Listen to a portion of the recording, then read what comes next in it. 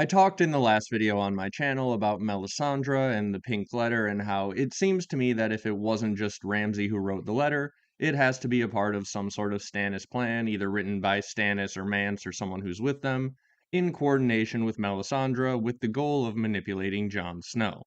Specifically, I made the argument that she was trying to manipulate Jon Snow into birthing a shadow baby with her to help Stannis take Winterfell, because, well, that's what Melisandre needs to do every time Stannis is facing a losing battle. She pulls out a shadow assassin. The reason that we're talking about this 2 videos in a row is because I found some very important additional information, as well as gotten some good questions from you, and just kind of looked back at a few things Melisandre did, and I want to point out a few more things. So this video is going to be a general discussion around Melisandre in A Dance with Dragons, some of the ways she may be manipulating Jon Snow, some of the ways she may be either planning for these letters to arrive or taking advantage of them when they do, and also trying to answer some of your questions from the last video.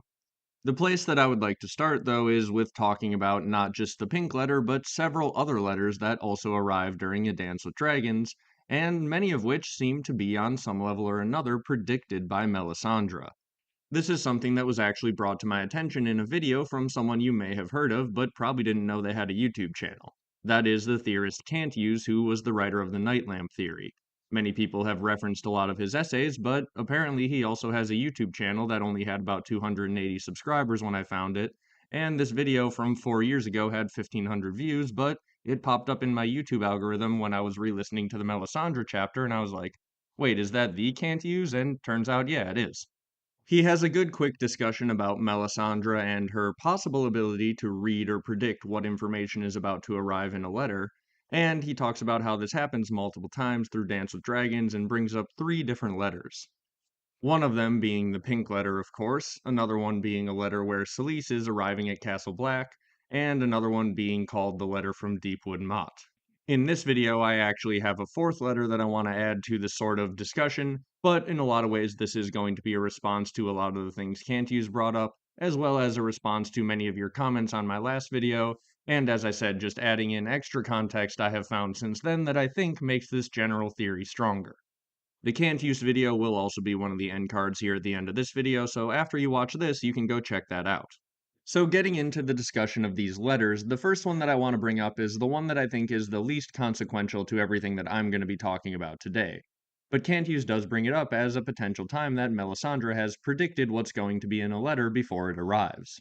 The question that Cantius brings up in his video and says that the fandom should talk about more is, can Melisandre predict what's going to arrive in these letters? Because there's multiple times throughout Dance that it seems like she's able to do so.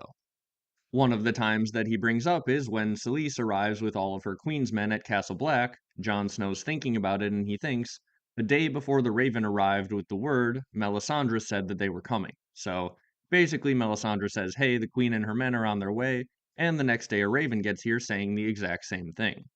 This is all happening, of course, in the context of A Dance with Dragons, where Melisandre is trying to use her predictions and her powers to win trust with Jon Snow, as we'll get into deeper as we go through the video.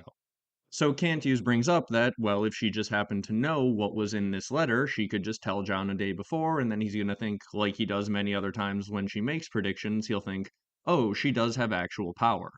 Now, I'm not entirely sure that I believe she can, like, physically read the letter as it's strapped to the Raven and flying to Castle Black, but I do think there's a decent chance that she could see something like, oh, she sees Selyse and her men traveling through the snow, and she tells Jon Snow that they're on their way before the letter actually arrives saying the same exact thing. I think her seeing that in the flames is another reasonable way she could have predicted this letter. It's worth noting that throughout the books, she is seeing things in her flames and then just straight up telling Jon Snow the future, so that when it happens, he will believe her. And she'll even say things like that. Like she'll later on will read a part of the book where she's saying to him, hey, you just sent out a bunch of men, they're going to die. When they die in the exact number in the exact way that I told you, you will know that I was right. When that day comes, take my hand and let me help you. So this prediction of the arrival of Selyse and the Queen's men to me doesn't necessarily prove or even really hint that she can read the letter as it's physically, strapped to the Raven and on its way, more so that she can just sort of see things that are out there happening and therefore is able to predict that a Raven is probably coming. Or even she may not have realized the Raven was going to be coming at that certain time, she just said, hey, I saw that the Queen's men were on their way. and then the next day the Raven gets there. Basically, I'm just saying, yes, Melisandre does make a prediction here, but it's not the most relevant to everything that we're talking about with her manipulations of Jon Snow. It just seems to be another little bit of added evidence that she can do this. Another letter that Cantius brings up that seems to, on some level or another, be predicted by Melisandre is something called the letter from Deepwood Motte. This one is less of a direct prediction and more of seemingly a coincidence that may be her using her prediction to further manipulate Jon. Essentially, what Cantius brings up in his video is that in Jon 6, Dance with Dragons, Melisandre brings up the idea of saving Jon's sister, and we'll go into that whole pitch that she makes later on in this video. Then, after Jon 6, A Dance with Dragons, we get Melisandre's POV chapter, in which she further pushes for Jon that, hey, we could try save your sister here, and she convinces him to let Mance Rayder go south to do so. So Jon Snow is getting roped into Stannis and Melisandre's plans with the goal of saving his sister. And then in Jon 7, A Dance with Dragons, that's when Stannis writes a letter and says, hey, by the way, I'm trying to save your sister. Cantius points out that this is kinda weird that Stannis is all of the sudden having no contact with Mel, using the exact same language that Melisandre was just using. And Jon Snow even actually points out in his head that this is a surprisingly tender sentiment for Stannis to include in the letter. It's a little bit weird that he cares about saving Jon's sister. Or as Cantius points out, and he calls it a little bit frustrating, because he says he doesn't know why Stannis would want to do this, but it seems like Stannis, just by including this mention of Jon's sister, would do nothing other than mess with Jon Snow's head, right? As Cantius brings up, if you need Jon Snow to be loyal to his vows at the Wall, just mentioning his sister serves to do nothing other than mess with his head. And the other thing that Cantius brings up that is really weird here is in Melisandre's point of view chapter, she's talking to Mance and she's saying how we need to win the Lord Commander's trust, and rescuing his sister is the path to doing that. As Cantius brings up and then spends a good chunk of his video dedicated to trying to figure out, what do they need Jon Snow's trust for? He's already basically helped Stannis, he's already on some level or another interfered more than he probably should have, he's letting Melisandre hang out at the Wall, he's gonna let Selyse and the Queen's Men hang out at the Wall. What do they need to win Jon Snow's trust for beyond what he's already doing? Well, if you've been following along with my theories, I think both of those last two questions are pretty easily answerable. If the entire goal of this whole plan is to have Jon get more trusting and closer to Melisandre, so that eventually she can start using him to make shadow babies for their goals, well, then that is exactly the answer to both of these things. That's why Melisandre needs to further win Jon Snow's trust, which we see her trying to do over these chapters that we've been talking about, and that's why Stannis would be trying to mess with Jon Snow's head. So basically, what's happened here is that this entire situation around who everyone believes to be Arya is a situation that is the perfect opportunity for them to manipulate Jon Snow. They tried to get Jon to desert the Night's Watch and join Stannis' army fully, which obviously he rejected doing, so it seems like the backup plan that they've gone with is for Melisandre to stay behind, earn his trust, and try to birth a shadow baby or two with him. This moment surrounding Arya and their ability to potentially save Arya is the perfect motivating factor to get Jon Snow to go just a step further in breaking his vows. At first, it's just allowing Stannis to stay at the Wall because Stannis saved the Wall. Then she gets him to, thanks to the whole Arya situation, take a further step of literally sending Mance Rayder down, actively taking a hand in the affairs of the realm, in order to try and save his sister. So the whole Arya situation has already turned Jon into less of a passive observer and more of an active participant in the affairs of the realm. You can see how he's basically been slow walked into that ever since Stannis showed up at the Wall. So, okay, just going back to that whole situation with the letter and in terms of predictions, how did this information come about, basically? How do we end up with Melisandre using the exact same wording in Jon 6 that Stannis would use in his letter in Jon 7, when Stannis and Melisandre haven't been able to communicate between those two times? That's what Cantius brought up essentially to point out, well, is this another example of Melisandre being able to predict what this letter's going to say and just planting the seeds for Jon Snow before it gets there?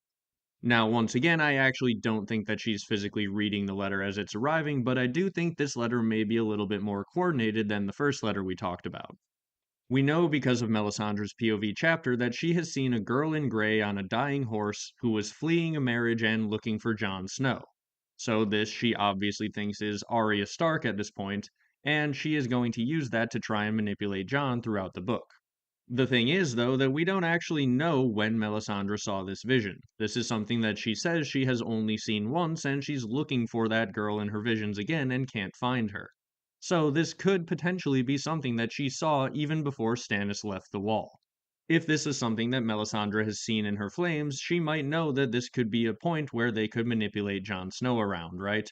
Obviously, he would probably love his family even if he swore his Night's Watch vows. So if she sees, oh hey, Stannis, at some point when you're marching south, Jon Snow's sister is going to be fleeing a bad marriage and looking for Jon. So you need to, when that happens, start pointing out how you're going to try save his sister. Basically, depending on when Melisandre got this vision, there's a chance that they knew something was going to pop up like this at some point, and they had a plan in place for what they would do when it happened. That involves Stannis sending a letter saying, hey, I'm trying to save your sister, and Melisandre being at the wall pitching Jon about how, hey, we can save your sister if you just help us. I think that it makes a lot of sense, actually, that if you have someone who can see the future at least vaguely, you would ask her some predictions before you leave, and you would make some plans based around those predictions. And I do think in general, Stannis left the wall with a solid plan, leaving Melisandre at the wall to be sitting there in Jon Snow's ear, and then sending specific letters back to the wall to try and manipulate Jon into what he wants him to do. Well, that could definitely be a part of that plan, in my opinion. And I think a lot of these letters that are building up are doing just that. So it's either part of a plan, or it's complete coincidence that these letters happen to be just doing exactly what Melisandre needs them to do. When trying to decide between complete coincidence and a master plan, well, given one of the two parties can see the future, I'm at least leaning towards this being part of a plan. So that is one option that before Stannis left the wall, Melisandre had seen this in her flames and they had a plan in place. And another option is actually the fact that maybe, depending on how much time has passed, although I don't lean towards this one because I don't think enough time has passed, Mance did leave the wall in Melisandre's POV chapter, which was in between John 6 and 7. Now, I don't think Mance could have gotten down to Deepwood Motte, gotten information to Stannis, and then told him what to write in the letter.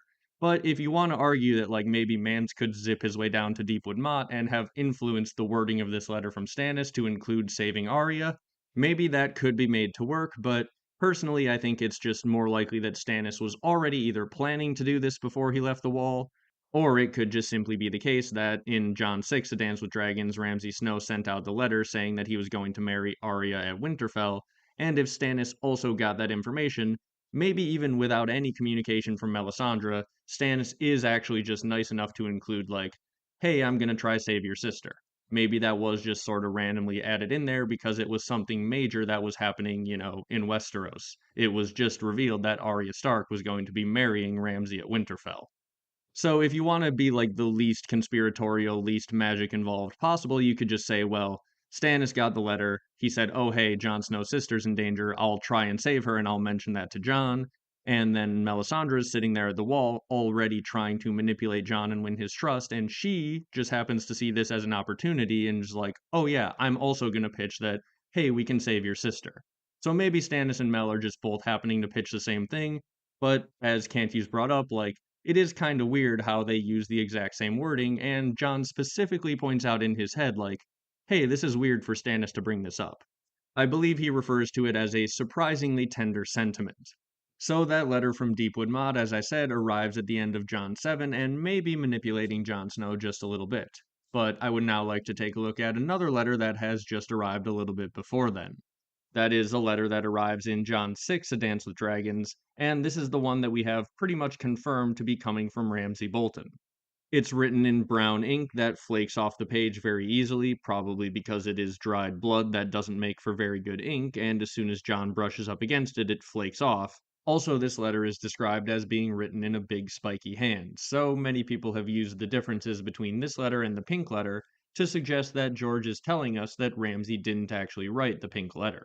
I think those are also solid arguments, right? We aren't noted that the pink letter is written in this same spiky hand or written with blood as ink in the same way. So, yeah, maybe this is a clue from George.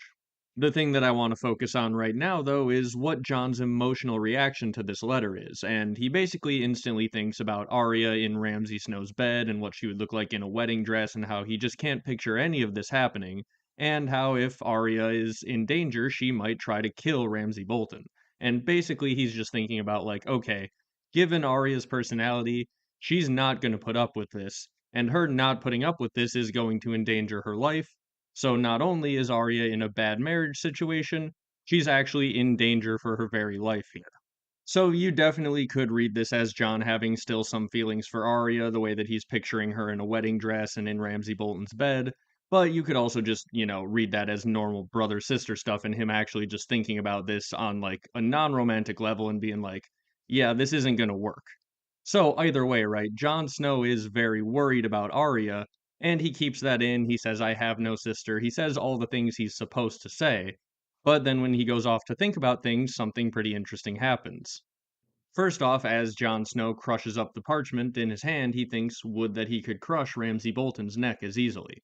So he's already very angry at Ramsay Bolton here, even if he's not outwardly showing it. It then cuts to later on at night when Jon Snow is sitting there looking at all the bruises he's gotten from the yard when he was fighting with Rattleshirt earlier in the day, and he's listening, and out the window he can hear Melisandre leading her nightly prayers with her few followers that are still at the wall. Jon then has his mind drift again to Arya and how he feels guilty that he can't do anything to help her. He thinks about how if another member of the Night's Watch said that their sister was in trouble, he would have to tell them that that's no concern of theirs. So he's like very clearly conflicted here. He knows he wants to help Arya, but his duty is not to.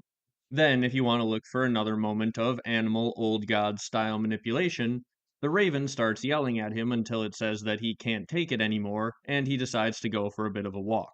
And he finds Ghost then right outside his door and wonders, oh, Ghost, when did you get back? So again, Ghost arriving causes something weird to happen with Jon Snow, and potentially it's also being driven by the Raven, annoying him to get him to leave. Because when he leaves, something very weird happens.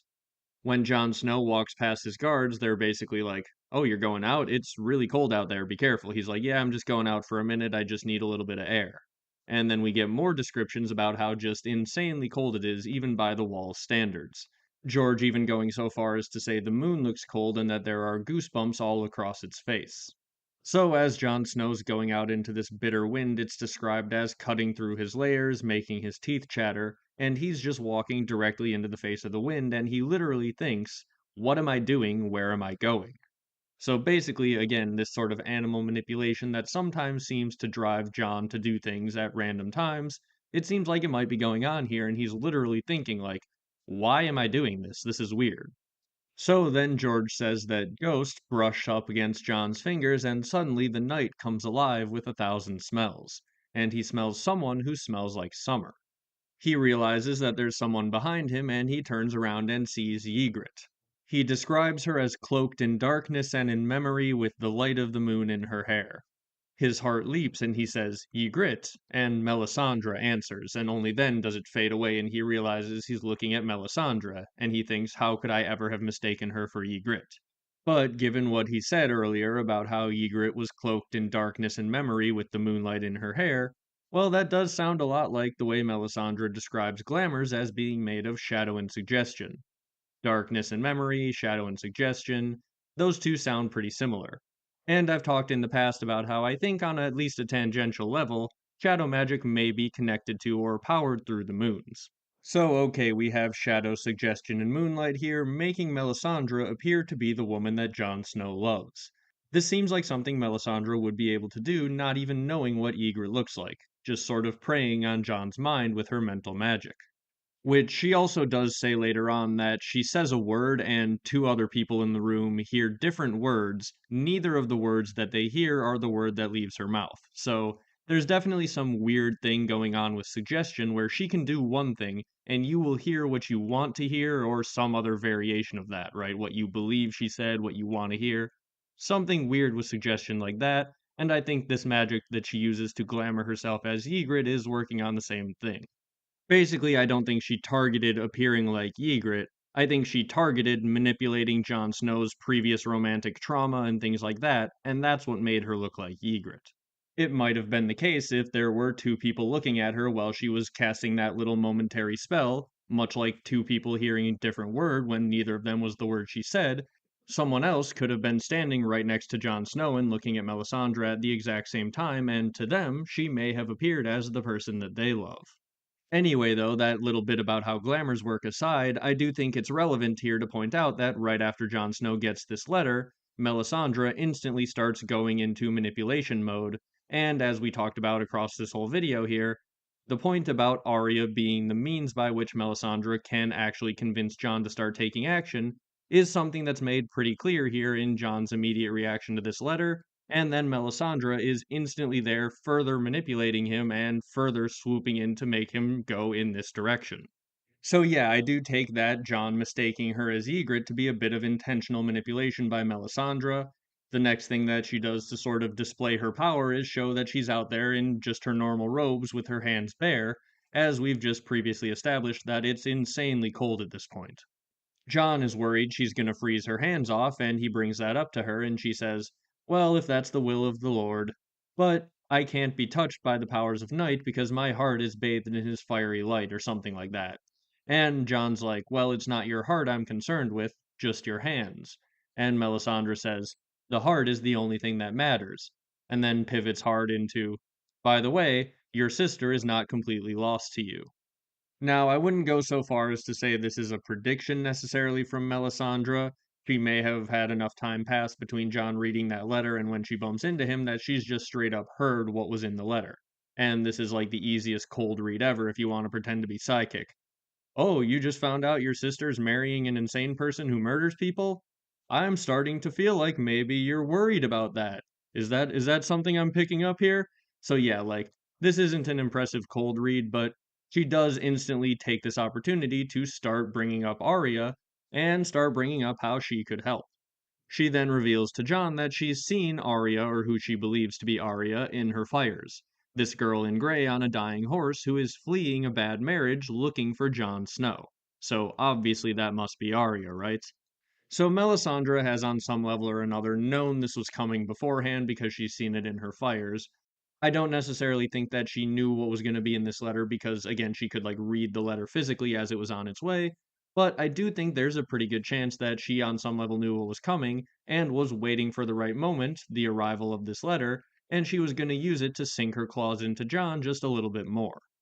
And again, depending on how long ago she saw this vision of the girl fleeing to Jon, she may have coordinated this with Stannis already to be like, "Hey, when word goes out about this marriage, you need to pitch Jon Snow that you're going to save his sister," right? Like, this could be the thing that happened. Stannis could realize this letter has gone out to all the lords of the North, and he's like, "Oh, that's what Melisandre was talking about. All right, now's time for me to send a letter up to Jon saying, hey, by the way, I'm trying to save your sister."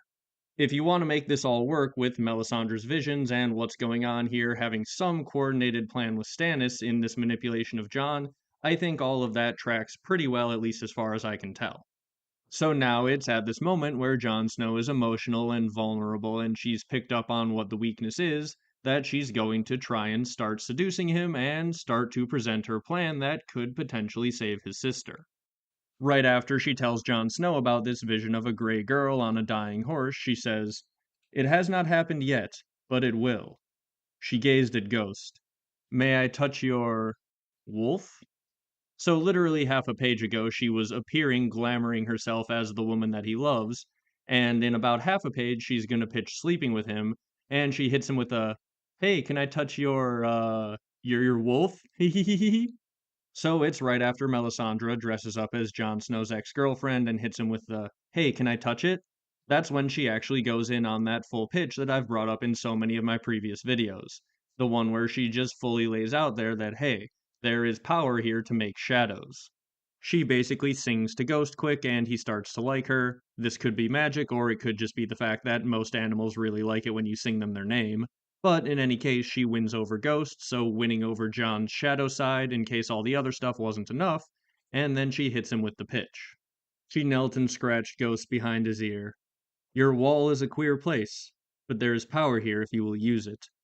Power in you and in this beast. You resist it, and that is your mistake. Embrace it. Use it." I am not a wolf, he thought. And how would I do that? I can show you. Melisandre draped one slender arm over Ghost, and the dire wolf licked her face. "The Lord of Light in his wisdom made us male and female, two parts of a greater whole. In our joining there is power. Power to make life, power to make light, power to cast shadows." Shadows. The world seemed darker when he said it. Every man who walks on this earth casts a shadow on the world. Some are thin and weak, others long and dark. You should look behind you, Lord Snow. The moon has kissed you, and etched your shadow upon the ice 20 feet tall. Jon glanced over his shoulder. The shadow was there, just as she had said, etched in moonlight against the wall. A girl in gray on a dying horse, he thought, coming here to you. Arya. He turned back to the Red Priestess. Jon could feel her warmth. She has power. The thought came unbidden, seizing him with iron teeth. But this was not a woman he cared to be indebted to, not even for his little sister. Dalla told me something once. Val's sister, Mance Raider's wife. She said that sorcery was a sword without a hilt, and there is no safe way to grasp it. A wise woman, Melisandre rose, her red robes stirring in the wind. A sword without a hilt is still a sword, though, and a sword is a fine thing to have when foes are all about. Hear me now, Jon Snow. 9 crows flew into the White Wood to find your foes for you. 3 of them are dead. They have not died yet, but their death is out there waiting for them, and they ride to meet it. You sent them forth to be your eyes in the darkness, but they will be eyeless when they return to you. I have seen their dead faces in my flames, empty sockets weeping blood. She pushed red hair back and her red eyes shone. You do not believe me. You will. The cost of that belief will be 3 lives. A small price to pay for wisdom, some might say, but not one you had to pay. Remember that when you behold the blind and ravaged faces of your dead, and come that day take my hand. The mist rose from her pale flesh, and for a moment it seemed as if pale sorceress flames were playing about her fingers. Take my hand, she said again, and let me save your sister. So yeah, the plan is all just right out there at the end of Jon 6, A Dance with Dragons. This is what Melisandre's trying to do. She is trying to seduce Jon Snow to birth a shadow baby, and she's using the ability to save Arya as a way to do this. We also clearly see her using her ability to make these predictions as a way to gain Jon Snow's trust. She says, hey, these things are going to happen because she's seen them in her flames. When they do happen, take my hand. And we saw her do this with Stannis as well, right? Many people think that she just happened to see the deaths of those other kings in her fires, and she did the whole leech ceremony to pretend that she was making it happen. I think we're seeing her at a similar stage of manipulation with Jon as she was earlier on with Stannis. And this is something that she even brings up in her own POV chapter, which is what I kind of want to look into a little bit more right now. At some point, I will probably have a whole video where I just go through the entire Melisandre chapter, so make sure you hit like and subscribe so you don't miss that when it comes out eventually. But I do want to take a look at a few key points in the Melisandre chapter that are relevant to things that we're talking about here.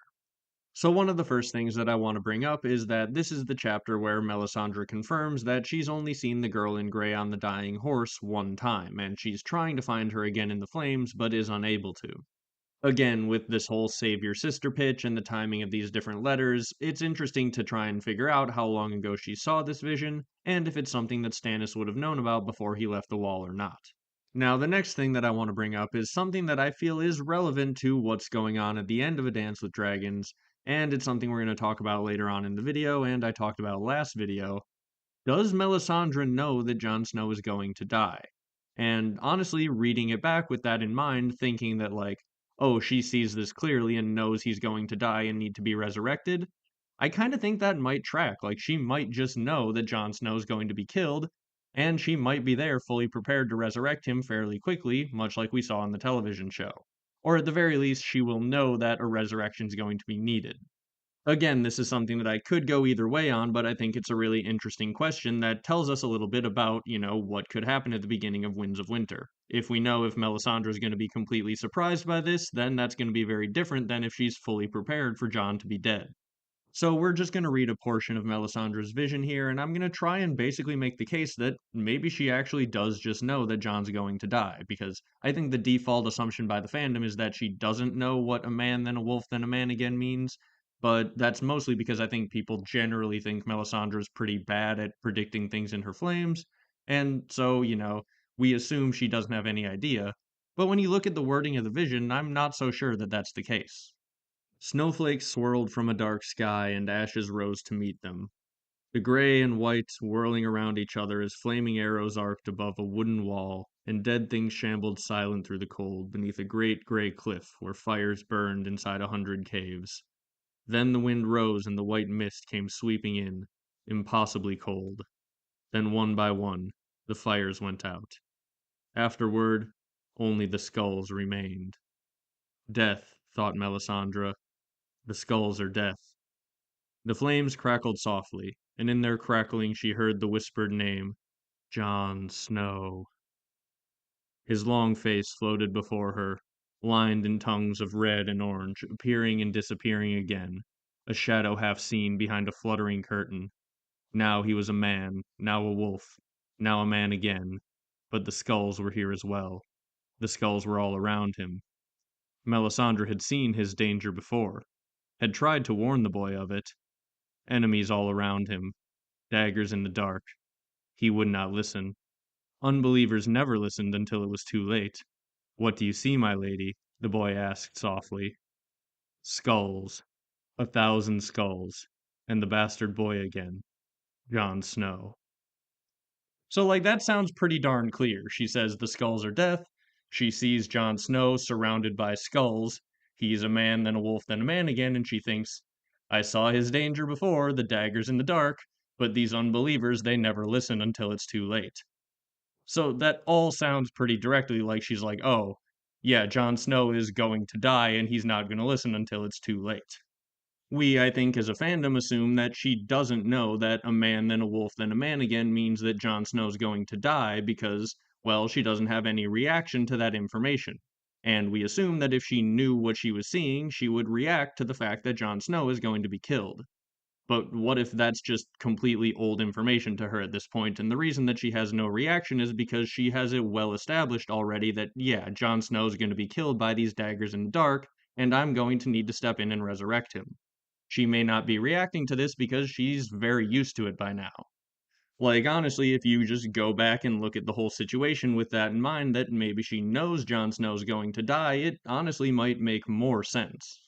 I brought up in my last video how if the pink letter was part of this manipulation by Melisandre, the plan may have been thrown off by Jon Snow's death. But at the same time, I might be wrong. Maybe Jon Snow's death is something that Melisandre knew was coming at some point during this entire plan. As I said, we'll get into that more a little bit before the end of the video. The next thing that I want to bring up that Melisandre thinks about Jon Snow is how when morning comes, he's thinking, it's Jon Snow she needed, not fried bread and bacon. But it was no use sending Devon to the Lord Commander. He would not come to her summons. Snow still chose to dwell behind the armory, in a pair of modest rooms previously occupied by the Watch's late blacksmith. Perhaps he did not think himself worthy of the King's Tower, or perhaps he did not care. That was his mistake. The false humility of youth that is itself a sort of pride. It was never wise for a ruler to eschew the trappings of power, for power itself flows in no small measure from such trappings. The boy was not entirely naive, however. He knew better than to come to Melisandre's chambers like a supplicant, insisting she come to him instead, should she have need of words with him. And oft as not, when she did come, he would keep her waiting or refuse to see her. That much at least was shrewd.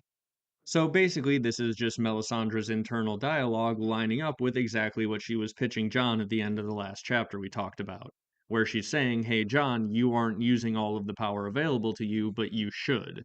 And we're seeing now in her head that's a genuine belief that she seems to hold. Jon is not taking all of the power available to him, and that's a mistake. It definitely paints that whole speech that she just gave to Jon about how they could take the power and make the shadows and all of that stuff. It paints it in at least a slightly different light. It's kind of one of those things that the first time I remember reading the Melisandre chapter, I went in thinking she was this evil, manipulative, sorceress woman, and I kind of left thinking she was this sort of genuine, manipulative, sorceress woman, and that was a pretty interesting sort of thing and a turn that I wasn't really expecting, and I think that's part of the reason George has called Melisandre his most misunderstood character. She may be trying to manipulate Jon Snow into taking more power than he currently is, but it seems like she actually believes that that's the right thing for him to do. The next thing that I would like to bring up is a couple paragraphs later where she's talking about how she's running out of the powders that she brought over from across the narrow sea, But in many ways that doesn't matter because she is stronger at the wall. She says that every gesture is more potent and she can do things here that she couldn't even do in a shy. This is something that I talk about a lot, and it's obviously pretty relevant. Given Melisandre is a magically important character, it seems like there is something very magically powerful and important going on at the wall, which we should have assumed was the case, but this is some very direct confirmation of that. The important line, though, that I often point out is when she says, "Such shadows as I bring forth here will be terrible, and no creature of the dark will stand before them." That's not a would, that's a will. She is saying she will do this. This is part of her plan. She was pitching it to Jon Snow last chapter that we talked about. Then a few chapters later, we get her point of view chapter, and here she is thinking about it again. She will cast shadows at the wall. We go forward in the chapter a little bit and we get more information about how glamours work, and we get to see that a little bit firsthand. And then Melisandre says the line that Cantius and me both found a little bit odd. "The girl," she said.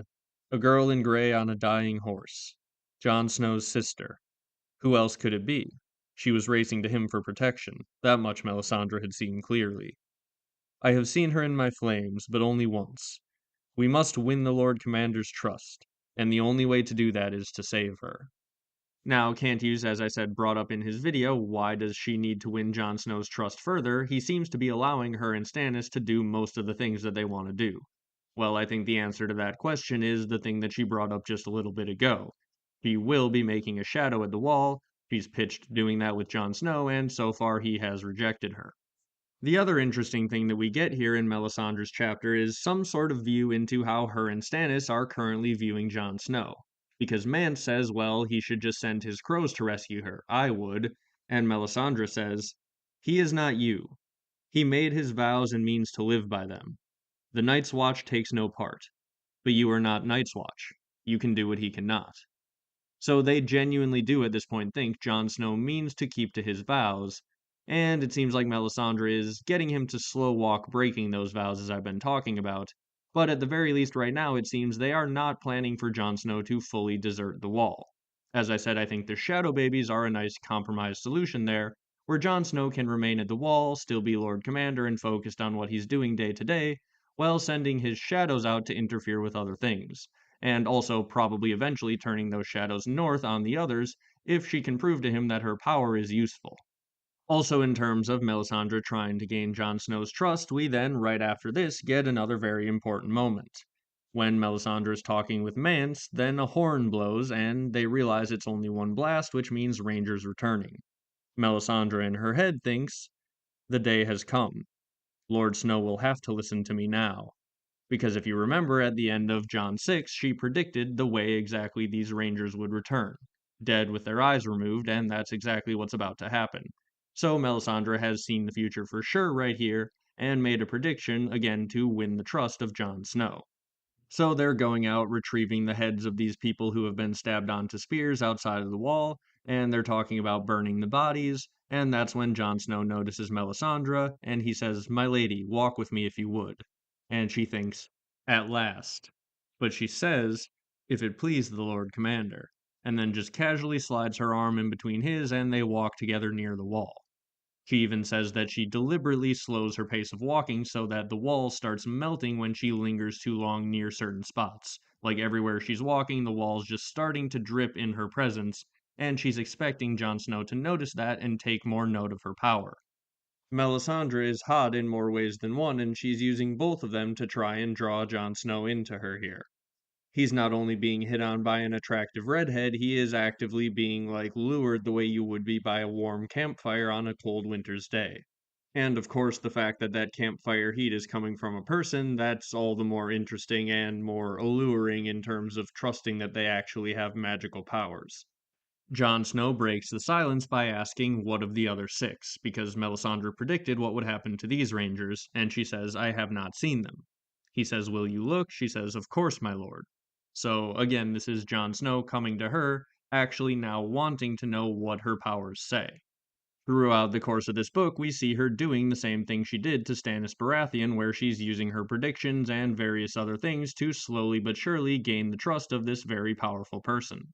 She even thinks about that about a page later. "Lord Snow," Melisandre said quietly, Will you come with me to the king's tower? I have more to share with you. He looked at her face for a long moment with those cold gray eyes of his right hand opened and closed again. As you wish. Ed, take Ghost back to my chambers. Melisandre took that as a sign and dismissed her own guard as well. They crossed the yard together, just the two of them. The snow fell all around them. She walked as close to Jon Snow as she dared, close enough to feel the mistrust pouring off him like a black fog. He does not love me. He will never love me, but he will make use of me. Well and good. Melisandre had danced the same dance with Stannis Baratheon back in the beginning. In truth, the young Lord Commander and her king had more in common than either would ever be willing to admit. Stannis had been a younger son living in the shadow of his elder brother, just as Jon Snow, bastard-born, had always been eclipsed by his true-born sibling. The fallen hero men had called the young wolf. Both men were unbelievers by nature, mistrustful, suspicious. The only gods they ever truly worshipped were honor and duty. You have not asked about your sister, Melisandre said as they climbed the spiral stairs of the king's tower. I told you, I have no sister. We put aside our kin when we say our words. I cannot help Arya as much as I. He broke off as they stepped inside her chambers. They then see Rattleshirt sitting there, which completely takes Jon by surprise because why on earth is Rattleshirt hanging out with Melisandre in her chambers? But the main point that I wanted to bring up here was how, yeah, she says she danced the same dance with Stannis Baratheon in the beginning. She is deliberately thinking about how she is doing the same thing with Jon Snow now that she did with Stannis in the beginning. And with Stannis, she eventually started fathering shadow babies with him and things like that, so yeah, again, she is very clearly on the same path with Jon Snow, in my opinion. Now, something that I had actually sort of overlooked every time I've read this chapter before was she actually pitches to Jon Snow to have Rattleshirt go rescue his sister. And it's not just like she's trolling Jon Snow and like messing with him. He actually is like seriously being pitched to have Rattleshirt go and rescue Arya, which he obviously rejects. And Melisandre doesn't think like, oh yeah, obviously he was going to reject that. He thinks, he leaves me no choice. So be it. And then she tells Devon to leave, and that's when she unglamours Mance. So it seems like she would have actually been perfectly fine with not revealing that Mance Rayder was alive to Jon Snow, had he been willing to allow Rattleshirt to go south and rescue Arya, but like that doesn't seem like a thing he would have ever allowed, so it's a little bit weird. I don't know what Melisandre was exactly thinking there. But in any case, I did notice that, yeah, she literally tries to get through this whole little plan without fully revealing to Jon Snow what she's done with Mance, which I think is weird. So then, after Devon leaves, she of course fully reveals to him that this is Mance, and basically we see him transform in front of our very eyes, and it says, Jon Snow's gray eyes grew wider. Mance? Lord Snow. Mance Rayder did not smile. She burned you. She burned the Lord of Bones. Jon Snow turned to Melisandre. What sorcery is this? Call it what you will. Glamour, seeming, illusion. R'hllor is the Lord of Light, Jon Snow, and it is given to his servants to weave with it as others weave with thread. Mance Rayder chuckled. I had my doubts as well, Snow, but why not let her try? It was that or let Stannis burn me. The bones help, said Melisandre. The bones remember. The strongest glamours are built of such things. A dead man's boots, a hank of hair, a bag of finger bones. With a whispered word and prayer, a man's shadow can be drawn forth from such, and draped about another like a cloak. The wearer's essence does not change, only his seeming. She made it sound a simple thing and easy. They need never know how difficult it had been, or how much it had cost her. That was a lesson Melisandre had learned long before Shy. The more effortless the sorcery appeared, the more the men feared the sorcerer. When the flames had licked at Rattleshirt, the ruby at her throat had grown so hot that she feared her own flesh might start to smoke and blacken. Thankfully, Lord Snow had delivered her from that agony with his arrows. While Stannis had seethed at the defiance, she had shuddered with relief. Our false king has a prickly manner, Melisandre told Jon Snow, but he will not betray you. We hold his son, remember, and he owes you his very life. Me? Snow sounded startled. Who else, my lord? Only his lifeblood could pay for his crimes, your laws said, and Stannis Baratheon is not a man to go against the law. But as you said so sagely, the laws of men end at the wall. I told you that the Lord of Light would hear your prayers. You wanted a way to save your little sister and still hold fast to the honor that means so much to you, to the vows you swore before your wooden god." She pointed with a pale finger. "There he stands, Lord Snow. Arya's deliverance. A gift from the Lord of Light. And me." So again here we have a chapter ending on Melisandre pitching Jon Snow very hard, "Hey, use my power to save your sister." It definitely is a little bit weird then when Stannis uses the same wording in a letter that arrives in the next Jon chapter, when in theory he shouldn't have had any communication with Melisandre at this time. Again, it could just be the simple fact of Stannis is being nice and trying to make the same pitch, but I do think it's interesting to consider that this could all be part of a manipulation plan which Melisandre is definitely taking part in. She's definitely got plans to try manipulate Jon Snow, and I think that these letters may be a part of it. It could be anything from as simple as she just told Stannis before he left the wall that, hey, at some point Jon Snow's sister is going to be fleeing the Boltons, and you need to mention you're going to try and save her. Or, as I said, it could have been that Mance, who was just leaving here at the end of this chapter, could have somehow influenced Stannis, maybe by the time he actually sends out the letter, and it arrives in Jon's next chapter, enough time has passed for Mance to get to Deepwood Motte. I think, again, that's less likely. But yeah, viewing these things as a plan from Melisandre where she's sending people from the wall who have information that they are then going to put into later letters to send back to the wall and manipulate Jon, I think that is probably what's going on with the pink letter, and may even be what's also going on with this letter from Deepwood Motte. It could be a 1-2 punch here. Now, another thing that Cantius brings up about the pink letter when he's discussing this idea that Melisandre seems to know what's coming in all of these letters is, why isn't Melisandre freaking out before the pink letter arrives if she knows what's coming in the letter? And some of you may be saying, how do we know that she knows what's coming in the pink letter?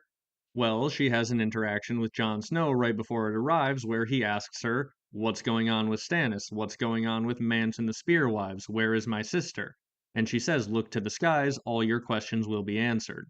So these are all the questions that are answered in the pink letter, and the pink letter comes from the skies, so this does sort of imply that Melisandre knows that a raven is coming and it's going to bring all of the answers to the questions Jon Snow just asked. So if she does know that, and she knows what the raven's going to say, why isn't she freaking out about the fact that Stannis is dead? It's either because she doesn't know, and this is a very weird thing for her to say if she doesn't know, or it's because she knows that the letter isn't true. Stannis is not actually dead, and this is part of a grander plan. It would be incredibly weird for Melisandre to not be freaking out if she does indeed have any idea what's coming in this pink letter, and as I said, it makes it pretty clear that she seems to have some idea what's coming in this pink letter because she says, "Jon Snow, all your questions will be answered. Look to the skies." She tells him that when they are, you should send for me. And so this is basically her saying, when the pink letter gets here and answers all those questions you just asked, you come to me. And of course, as I mentioned in the last video, the pink letter, the first thing it says is, "Hey, Stannis is dead, go tell Melisandre." So everything about the pink letter, as I said, is perfectly set up to pair with Melisandre's manipulations, and it is meant to drive Jon Snow in his time of need to Melisandre. And for what it's worth, it does completely work. Jon Snow, when he reads the pink letter, one of the things he thinks is that Melisandre was right and that he needs to go talk to Melisandre. The only reason Jon Snow doesn't quite make it to that conversation with Melisandre is because it's second on his to-do list, right behind announcing his future treason to a group of heavily armed men of dubious loyalty, many of whom were former criminals. So it seems like the plan has fallen off the rails at the last moment, but as we talked about a little bit earlier, I'm no longer fully convinced that Melisandre isn't expecting Jon to be killed by these daggers in the dark. It's an interesting thing to bring up, but her religion does have resurrection, and she herself seems like she might even be someone who was resurrected and transformed via some magical ritual. She no longer needs to eat or sleep very much, and so yeah, something weird has happened to her, and it seems like maybe that happened to her over in Asshai, and she feels stronger at the wall than even in Asshai and thinks that she could do things here that she could never do anywhere else. So maybe it is in her head that, okay, these resurrection rituals that my religion has, here at this magically powerful place, I will be able to do them. Maybe she is just fully planning to resurrect Jon Snow. And you may think that that's pretty crazy. Why wouldn't she just try to avoid Jon Snow's death? Well, the other thing I would bring up is, as I've brought up in previous videos talking about this in different contexts, if your life force is magically sustained and you are birthing shadow babies, would that get around that whole issue that Stannis has where his life fires are burning low? She can't make any more shadow babies with Stannis because his life fires are low. But if you had someone whose life fires were magically sustained by a god or some magical ritual or something else, would they be able to just keep pumping out shadow babies? It seems like Melisandre can just keep pumping out shadow babies in whatever resurrected magical state she currently exists in. And I've talked in the past about how green seers who have their life force seemingly like fed into them and sustained by the weirwood trees they're connected to, maybe they could produce shadow babies that would be more powerful and more numerous than someone like Stannis. So, by Jon Snow dying and being resurrected in the right way, she might be in fact turning him into the perfect shadow baby factory. So there's actually a world where it's not only factored into Melisandre's calculations that Jon Snow's going to be killed, it's actually an important part of them. Daggers in the dark, the unbelievers never listen until it's too late, the skulls are death, there are skulls all around him, I see skulls in the bastard boy Jon Snow. It all seems like maybe she knows. In terms of this question as to whether or not Melisandre knew that Jon Snow was going to be killed, another thing that Cantus brings up in his video that he found interesting was on the night that that happens, it's remarked that Selyse has a lot more guards around her tower. Like she's just fully guarded up. And, maybe if she was someone who's gossiping with Melisandre, and Melisandre told her some shenanigans were going to go down that night, maybe that's why she's so heavily guarded. Remember that in Melisandre's first chapter that we ever see her, the prologue to A Clash of Kings, it's coming from the point of view of someone who's planning to murder Melisandre. And it seems very clear in hindsight that she has told Stannis and Selyse about this plan, and that's why they didn't wake up Cresson. That's why Stannis, for the first time ever, is mocking Cresson, trying to get him to leave, and he even goes as far as to directly say, I will not have you kill yourself in my service. So, yeah, it seems like Selyse and Stannis' behavior towards Cresson was an indication that Melisandre knew what he was doing. Well, Selyse is also very hostile towards Jon Snow at the Wall, as Cantus points out in his video. Could this be the case that, well, she is doing the same thing, right? She knows Jon Snow is going to die and may even know that he needs to die as part of this plan, and that at some point he's going to lose his temper and get stabbed. Is she trying to set Jon Snow off when she's saying things like, oh, good, I hope you go to Hardhome and die so that we get new leadership? That's something at least worth considering. If I wanted to pitch a simpler answer to that situation, I would say maybe it is also just the case that Melisandre told Selyse the truth, that when she asks for a vision of Stannis in her fires, she is only shown Jon Snow. And if Selyse wants to know what's happening to her husband, that would make her very annoyed with Jon Snow, and maybe she's just taking it out on him because of all of that. So a lot of that basically to say I am still up in the air on whether or not Melisandre knows and is planning for Jon Snow's death and resurrection, but the more I look at it, the more I'm leaning towards she might actually just be fully planning for this. But whether she's planning for his death or not, I think it's reasonable to think that she coordinated with Mance off screen before he left, and he planned to go down south, gather a bunch of information on the ground, and send back the perfect letter to fully complete what she's already trying to do, get Jon Snow to trust her, using Arya as the wedge and turning Jon Snow against the Boltons, making him ready to fully help Stannis, again, all without him ever having to leave the wall because of the perfect compromise of the Shadow Babies. That was roughly the case I was trying to make in my pink letter video, that it is someone, probably at this point if I had to guess, Mance who physically wrote the letter, but it's someone in Stannis' camp who is down south, coordinating with Melisandre and sending back the perfect letter, telling Jon Snow exactly what Melisandre needs him to hear. So, just as a direct response to what Cantus brought up of can Melisandre predict what's coming in these letters, I think it's less likely to be that and more likely that she can just predict certain things and see them before the letters arrive. But the reason that some of these letters look so suspicious in the way that they do is because they're meant to be manipulations, actively working alongside her predictions to get Jon Snow to do what she wants him to do. Mance Rayder left the wall late enough to have part of the information. He and the Spearwives met with Theon, who also ended up with Stannis, and we don't know for sure whether or not Mance ever got any word to Stannis before he slipped into Winterfell or anything like that. He could have met up with him.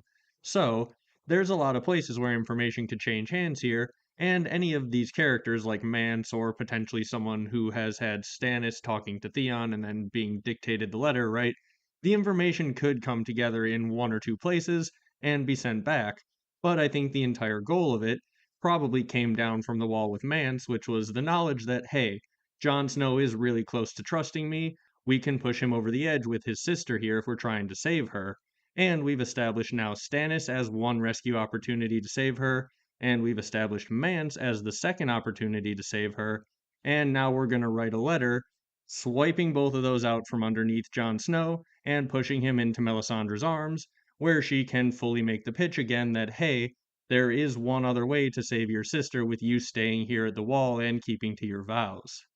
At least he can keep to all of his vows besides that pesky one about not fathering any children or interfering with the realm, or you know what I mean. It lets him think that he's still doing the right thing. Also, if you were going to ask me, does a shadow baby count as breaking the vow about not fathering children, which I believe someone did ask that in the last comments, I would definitely say yes. I actually think there's a decent chance that the reason that vow is part of the oath is because of the whole Night King situation, where he was probably fathering a bunch of shadow babies, which, if you follow my theories, may have been basically just the others. So, Jon Snow is hit at the exact perfect moment with not only the information that, hey, both of the rescue missions for your sister are gone, and B, I have another plan that could actually work, and you know how powerful I am, and this is the only choice we have left. Let's make a shadow baby. And then, boom, Stannis has faked his death, Mance has faked being caught in a cage or whatever, and then all of a sudden they do whatever the rest of their plan is to take Winterfell, probably, as I said in the last video, involving a shadow assassination of Ramsay, and then they take Winterfell, and the plan can go on from there with Jon Snow being at the wall, trusting Melisandre, seeing that her powers are real, and having already crossed that step, right? He's already crossed the line, he's making shadow babies. What's stopping him from making any more, right? They're like potato chips. You can't stop at just one. So, she gets him to cross that line, Stannis gets to take Winterfell. The entire plan is actually set up very perfectly if that is indeed what they're doing. That's the exact end state that Melisandre would want to end up in, and I think that's what she's going for with all of this manipulation, and I think the pink letter is the final piece of that manipulative plan. All summed up perfectly by the last thing Melisandre says to Jon Snow before he's killed. All your questions shall be answered. Look to the skies, Lord Snow, and when you have your answers, send to me. Winter is almost upon us now. I am your only hope. This is the way that Melisandre wants Jon Snow to feel, like she is his only hope. And this is exactly the way that the pink letter makes him feel. When Jon Snow has just read the pink letter out loud, Tormund points out, "What was that about Mance? Has him in a cage, does he? How, when hundreds saw your red witch burn the man?" "That was Rattleshirt," Jon almost said. "That was sorcery. A glamour, she called it." And then he does actually say, "Melisandre, look to the skies," she said. He set the letter down, and then says out loud again, "A raven in a storm. She saw this coming." And then he thinks, "When you have your answers, send to me." So her manipulation hits home perfectly when the pink letter comes. He even just mutters out loud that Melisandre saw this coming. And then he thinks about how basically he needs to go talk to Mel. It's right after this that Tormund points out that it might all be a skin of lies, and it might be.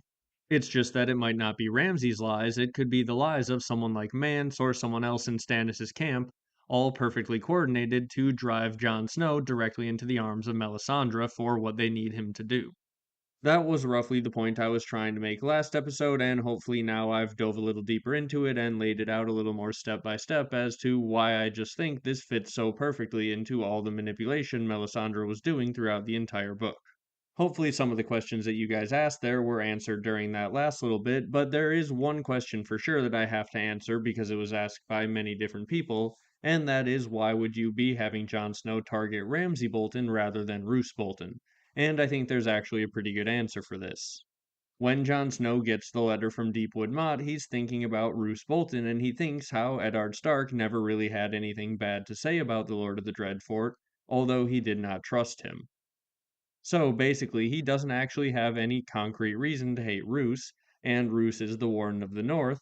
Assassinating him is a major step and major interference in the realm, whereas Ramsay is someone who Jon Snow is actively already angry at, and Melisandre can probably sense that when she's doing her reading of him as she's first pitching the saving Arya plan, and Jon Snow literally is thinking about how much he hates Ramsay Bolton as he crushes that letter.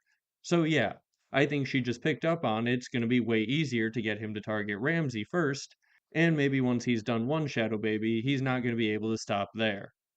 It's also worth considering that Melisandre could have already seen Roos's death in her flames if it is indeed coming.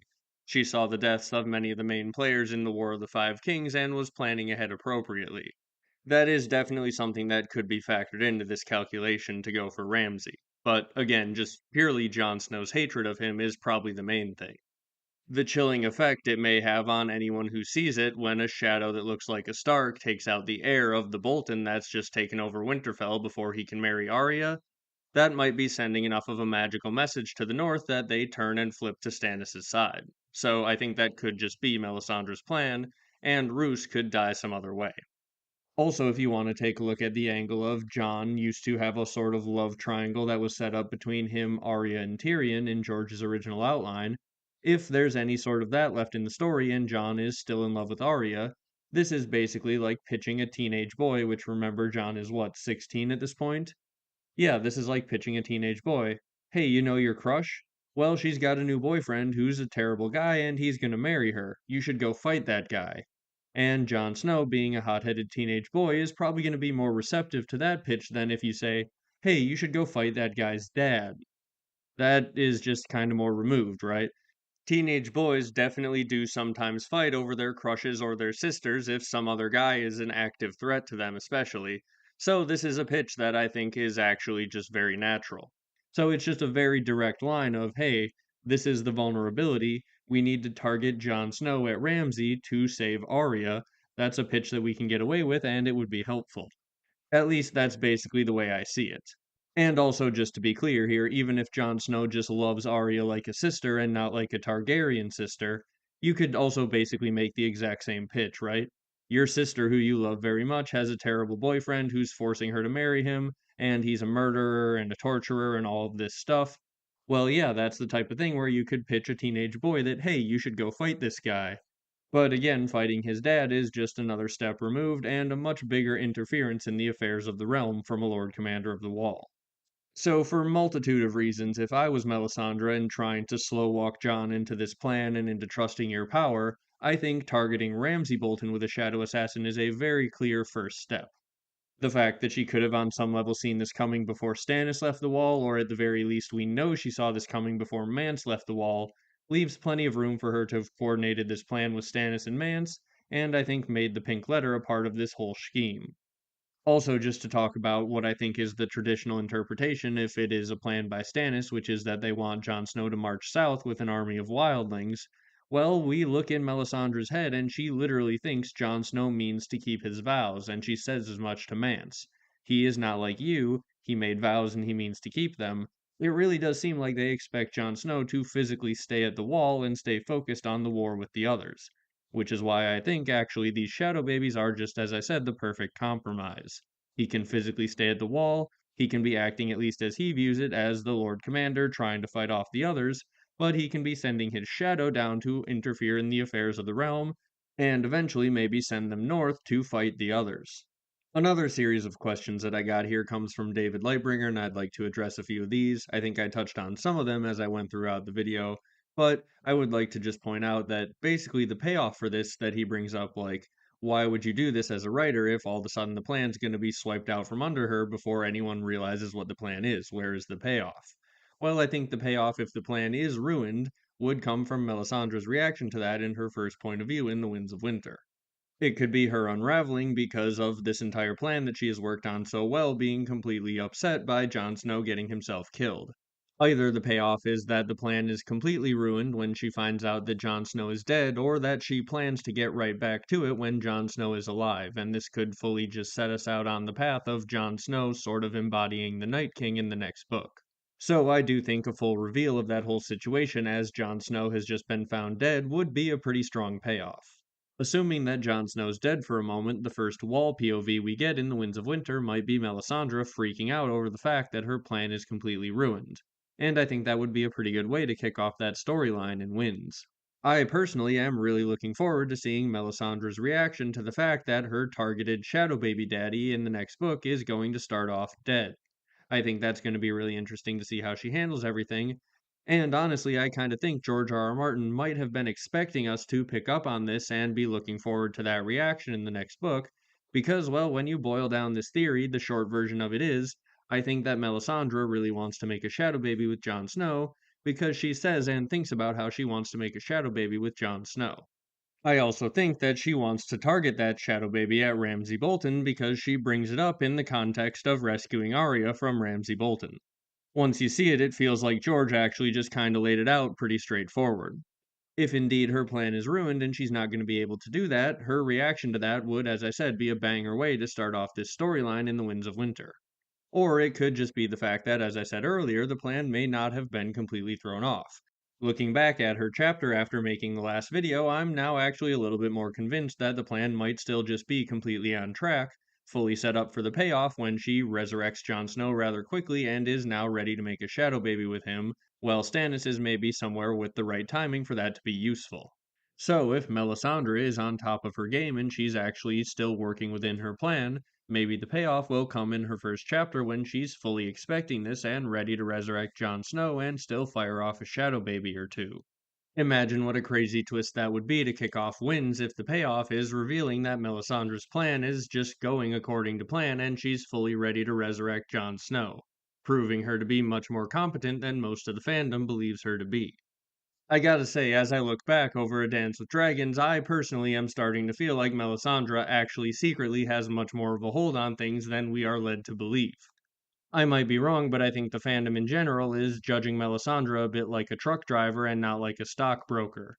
Basically, being a truck driver, you can't really mess up at all because if you do, the truck crashes and that's catastrophic. If you want to be considered doing a good job, you should probably have pretty close to a 100% success rate. Whereas if you're trading stocks, you may only have to be right 60% of the time to come out ahead, and that is something that is a little bit more related to predicting the future than, something like driving a truck. So expecting Melisandre to have a 100% flawless prediction rate might not actually be realistic, and maybe we should actually look at her track record and say she's doing a pretty decent job. If she ended up in the right place at the end, maybe that's a bit like an investor buying and holding Apple 20 years ago because they thought like the iPod Nano or something was going to be the greatest thing in the world forever. And now they're still sitting on all those stocks and they're very happy with their investment, but not for the reason that they originally bought it. If that is the path that someone took to getting rich in the end, are you really going to say they're a bad investor? And if Melisandre ends up in the right place to save the world in the end, are you really going to say she's bad at predicting the future? I don't know, maybe I'm becoming a bit Melisandre pilled here, but it would be a way that George could now sort of subvert our expectations by having her, as I said, just be sort of completely prepared for all of this. In terms of really getting the story moving at the beginning of Winds of Winter, a quick resurrection like this, I think, would get things firing on all cylinders and move the story along pretty fast. Going back to David's questions here, he also brings up that Winterfell is likely protected magically, so how would a shadow assassination attempt even work? The fact that Ramsay would theoretically be protected is something that is important, but at the same time, there is a lot of talk about how Winterfell is completely broken at the moment, so looking back at some of these chapters again, I did get a few more hints that maybe the magical spells are broken as well, but as I talked about in that last video, there are ways that Ramsay Bolton could be drawn out of Winterfell, and actually, I would say stay tuned and like and subscribe because I do have another idea for something that could draw Ramsay and the Boltons out of Winterfell and make a shadow assassination possible, but it's something that I think deserves its own discussion and its own video. It'll probably be the next thing to come out on the channel after this video. In terms of what David asks here about how the letter couldn't have even been conceived of until Stannis had Theon in his possession, yeah, I do agree the finer details of the letter need to have been conceived of or written at some point after that, but as I said, I do think it is probably pretty likely at this point that Mance was involved. Maybe he has even physically written the letter, but I really do think he could have coordinated the plan for the letter with Melisandre when he left the wall, having the Spearwives having confirmed contact with Theon, and Mance having plenty of time to have met with Stannis off screen on his way south if he chose to do so. I think that all of these things are possible that could link up all of this plan coming together, even if the plan came down with Mance from the wall and the finer details weren't figured out until he got on the ground at Winterfell. David also brings up here that when Melisandre is thinking about making a shadow in her POV, she's thinking about creatures of the dark standing before it, which definitely does imply she's thinking about targeting this shadow at the others north of the wall. And I do agree, in the long run, that's her plan, but also let's remember that she thinks Stannis winning the battle at Winterfell is probably very important to the fate of the entire world and beating the others. So, as I said, just for the reasons that I brought up earlier, how Jon Snow is very motivated to hate Ramsay Bolton right now and want a solution to that problem, I think Ramsay Bolton being the first target of a shadow assassination is just a baby step on the way to eventually targeting the others and trying to win the war for the Dawn. And David does also bring up here that it would be useful for Stannis either way to get Jon Snow to come south with an army of wildlings, even if the timing isn't perfect for them to help out in actually taking Winterfell, if his plan was for Jon and the wildlings to hold Winterfell, which is actually the thing that he wanted in the beginning, which is a good point. But as I said in Melisandre's point of view chapter, they at this point really do seem to think that Jon Snow is going to be sticking to his vows more or less. Another point is that if Jon Snow is tricked into going south with a bunch of wildlings and he's still trying to act as Lord Commander, well, then when he gets down there and realizes that he was lied to by Stannis and Stannis is just chilling in Winterfell, he might want to just turn right back north for the Wall because he's trying to still, again, win the war for the Dawn. So I don't know if I would expect Stannis to think that that would work, getting Jon to stick around having tricked him like that. But I think if you trick Jon Snow into thinking Ramsay Snow is taunting him, and then he kills Ramsay, that's probably something you're less likely to get caught in later, right? Because the guy who would be able to confirm, hey, I didn't actually write the pink letter, will be killed by a shadow baby long before he would ever be able to say that. Now, I'm definitely not going to rule out the idea that that is Stannis' plan. He just wants Jon to march south with an army of wildlings as a reaction to the letter. I am just saying, though, that if it is his plan, it's a worse one than the one with the Shadow Baby for many reasons, in my opinion. Much like the idea that Ramsay may have just actually written the letter and have been tricked or lied about certain things, all of this is something that's plausible. Stannis could want the army of wildlings to march south with Jon. Those are things that are plausible if I'm completely wrong about this Shadow Baby angle, but they make less sense than the Shadow Baby angle to me. All of this just makes pretty good sense to me, and as I said, if you want to give like the one sentence version of this theory to someone, I would say basically the theory is that Mel really wants to make a shadow baby with Jon Snow because she says she wants to make a shadow baby with Jon Snow. I think that's something we should definitely talk about more as a fandom, and hopefully now we have a lot of context with which we can discuss it. Thank you all very much for watching. Make sure to like and subscribe before you go, and go check out one of those videos in the end cards there, maybe one of my videos or that can't use video that I was talking about throughout the video. Thanks again for watching, and I'll be back with something else very soon.